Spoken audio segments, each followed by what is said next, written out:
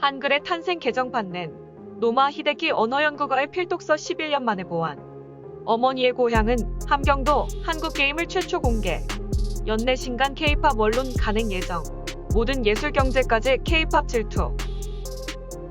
10년 전 한글학회의 주시경 학술상을 수상해 화제를 모은 일본 학자가 있었다. 그의 수상 도서인 한글의 탄생은 그동안 국내외 한글 연구자들 사이에서 필독서로서의 위치를 차지했다. 노마 히데키 전 메이지 학원대 개건 교수가 한국어판 간행 11년 만에 개정 증보판을 간행했다. 한마디로 한글의 위상이 완전히 바뀌었어요. 굉장히 높아졌어요. 무엇보다 지구상에서 많은 사람이 한글을 접할 기회가 늘었습니다. 지난 9일 연합뉴스와의 온라인 인터뷰에서 노마 전 교수는 개정판을 낸 이유로 지난 10년간 한글 위상 변화를 강조했다. 그는 개정판이 나왔다는 것은 그만큼 사랑을 받았다는 것이어서 감회가 새롭다며 한글의 위치가 변화한 만큼 새로 써야 할 것도 늘었다고 말했다. 개정판에서는 우선 문자라는 기적이던 부제가 인간에게 문자란 무엇인가로 바뀌었다.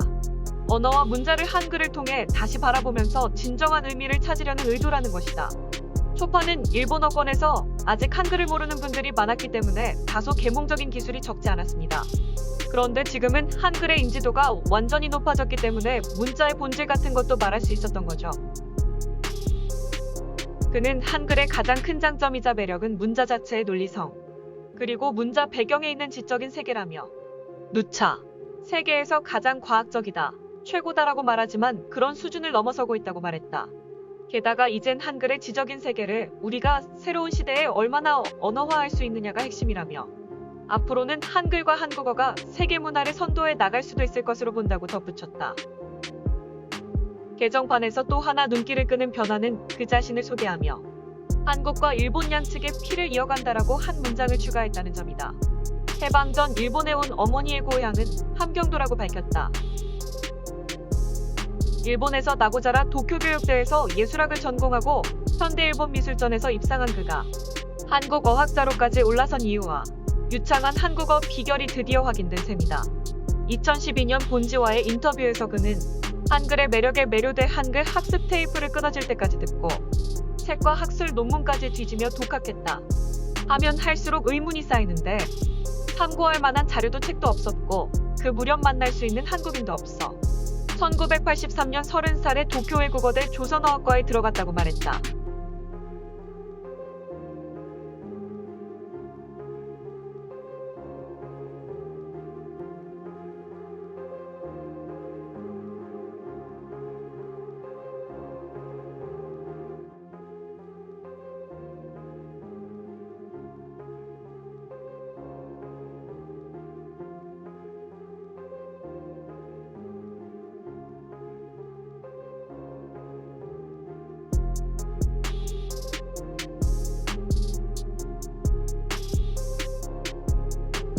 그는 책에서 일본 정부의 조선학교 학생들에 대한 공공연한 차별과 억압에 언어학자로서 단호한 소신을 밝히고 있다.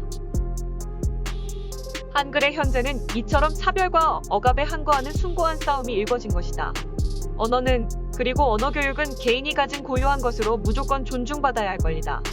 언어 그리고 언어교육은 이 점에 있어서 사람이 사람으로 살아가는 근간과 관련되어 있다. 시험 삼아 상상해보라. 다른 언어권에서 일본어를 배우는 아이들 앞에서 확성기를 든 어른들이 나타나 스파이의 아이다라고 외치는 모습에 혹은 일본의 전통 의상인 유카타를 입고 나간 소녀들이 옷이 찢어지는 수모를 당하는 모습에 1945년 해방 후 국어강습소에서 출발한 조선학교는 과거에는 일본 전역에서 160여 곳에 달했으나 최근에는 60여 곳으로 크게 줄었다. 1994년에는 조선학교 여학생 교복인 치마저고리가 찢어지는 사건이 일본 곳곳에서 벌어지기도 했다. 2009년에는 교토조선 초급학교 초등학생들 앞에서 민족배회주의를 표방하는 극우 일본인들이 헤이트 스피치와 정치 선동을 벌인 사건도 있었다. 2010년대 들어서도 고교 등록금 무상화 대상에서 조선고등학교는 제외됐고 일본 사법조차 이를 정당화해 편을 들고 있다. 그는 연합뉴스와의 인터뷰에서 이 같은 견해를 밝히기가 쉽지 않을 것이라는 물음에 역사 속에서 기록돼야 한다고 담담하게 답했다. 노마 전 교수는 11월 말에 간행된 또 다른 책을 소개했다. 세계적으로 선풍적인 인기를 끌고 있는 K-팝을 언어학과 미학의 관점에서 비춘 K-팝 원론이다. 그는 K-팝 뮤직비디오와 거기에 나타나는 한국어를 집중적으로 분석하고 있다. 아이브라는 그룹의 노래는 한국어 녹음에 자주 나타나는 성문 폐쇄를 녹음 발음이 없는 곳에서 훌륭하게 구사하고 있다. 또 있지는 일본어에는 없는 소리의 높낮이로 일본어 노래를 불러 신선한 자극을 주고 있다.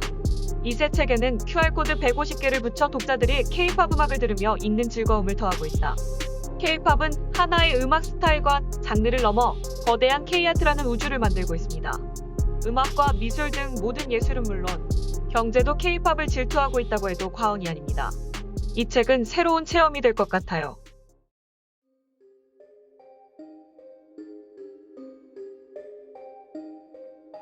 영어가 국제어가 된 것은 언어로서 특별히 뛰어났느냐가 아니라 영어와 관련된 국가들이 힘을 발휘한 역사가 계속되었기 때문이다. 언어는 그런 거. 좀 궁금한 것은 한국 띄우기 의견은 저쪽 한국에서 반드시 주목해 거론한다. 그들은 그런 뉴스를 기다리고 있기 때문이다. 그걸 눈여겨보고 자기 이름을 팔려는 학자나 평론가가 나온다면 난감한 얘기다. 이 선생님이 그런지는 모르겠지만 저는 한글을 포함해서 여러 외국어를 공부한 적이 있습니다. 확실히 한글은 기억하기 쉽도록 고안된 문자라고 생각합니다.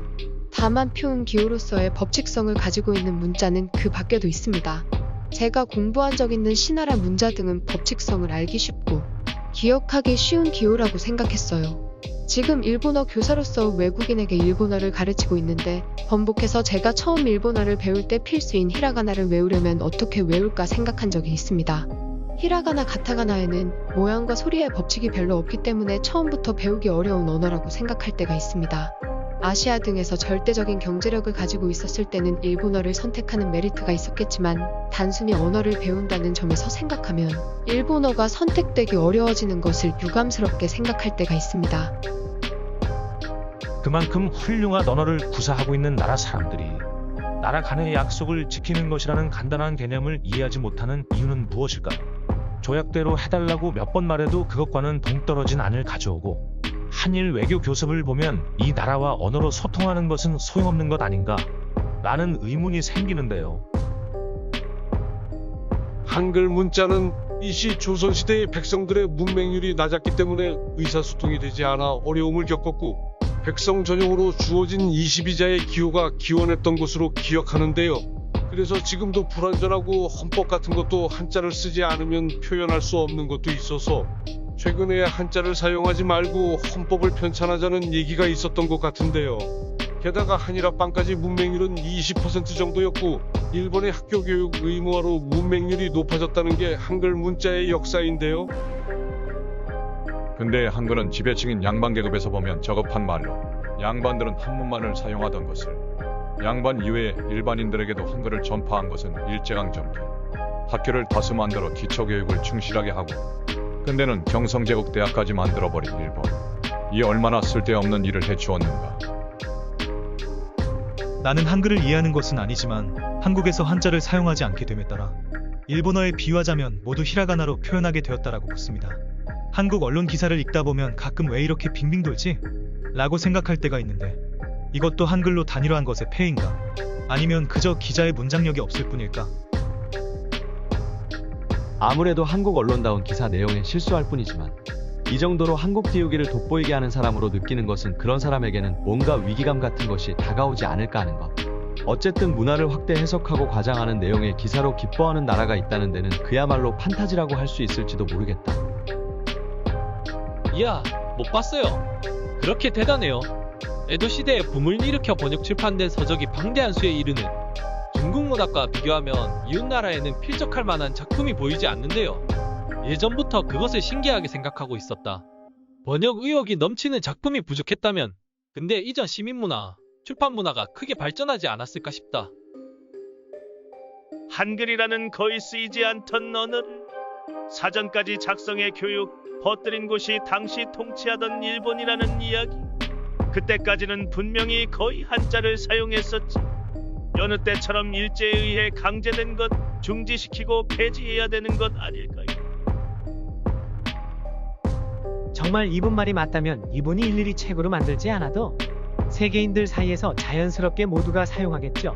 그게 아직도 세계에서 소문으로도 들리지 않는 건 왜죠? 언어학 서적으로 소개되고 있지만 정치적 주장이 들어있다면 언어학계에서는 전혀 상대할 수 없는 책일 것입니다. 개정도 지난 10년의 반일수법 변화에 맞춘 것이 아닐까 짐작하게 됩니다. 낡은 반일 주장은 결함투성이로 현재의 반일의 족쇄가 될 테니까요.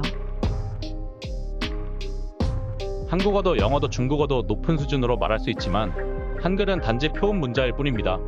히라가나나 알파벳과 함께 표음 부품으로 나눌 수 있는 것은 다른 것은 없지만 표음 문자의 큰 틀에서 크게 차이는 없다고 생각합니다.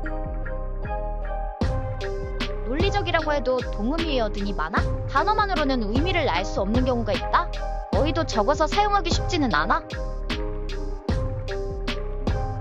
일본도 전어 한자, 히라가나, 가타가나를 버리고 로마자로 알파벳 표기로 하라는 의견이 있었다. 일본어를 모두 표음 문자로 만들었다면 학문 수준은 상당히 떨어졌을 것이다. 일본과 한국의 노벨상 차이로 상징되고 있다. 저자는 기사에서 소개하는 자신의 저서에서도 활용하고 있는 한국의 IT 사회를 지탱하고 있다고 할 수 있는 QR코드의 뿌리를 알고 있을까? 한글을 부활시켜 학교를 만들고 보급시킨 것은 일본인이라는 것이 빠져 있다. 타케시마의 영토 주장이나 일본의 호칭된 역사망상이 왕성하다. 한국의 자국 만세기사의 특징. 다른 나라, 특히 일본의 지식인들이 한국을 찬양하는 사례를 들고 나와 자기만족한다. 일본도 여러 나라 특히 구미에 일본인론을 내세워 올리고 내리고 하는 경우가 많지만 한국에 그것은 일본을 비교하거나 일본 측의 사례를 특별시하는 데 특색이 있다. 러시아어가 될 운명을 바꾼 거는 쓸데없는 참견러들이 세계에서 가장 나를 모르는 국민을 만들었다. 이제 무시해도 되잖아. 언어, 문자는 각 나라의 문화, 역사이며 각자가 리스펙트해야 할 것. 우열을 가리려는 발상 자체가 이상하다. 자기만족은 자기 마음이지만 어쨌든 자랑하는데 일본에 대한 욕설을 덧붙이는 것은 그만두었으면 합니다. K-팝 같은 건 일괄적으로 들을 뿐이지 다 똑같이 들리는데 우주 아트라니 웃을 수밖에 없어. 일본어로 치면 히라가나로만 쓰여져 있는 정도인데 그 한 글자 한 글자가 획수가 많아서 쓰기 힘든데 조선에서 아무도 사용하지 않던 한글을 사용하기 쉽도록 체계를 개편해 보급한 것은 일본인. 통치시대의 학교를 만들어 공부시켜 문맹률이 극적으로 향상된 것은 일본인이 시행한 시책. 감사라고는 하지 않지만 사실을 조작하는 것은 그만두자. 라고 꿈을 꿨다.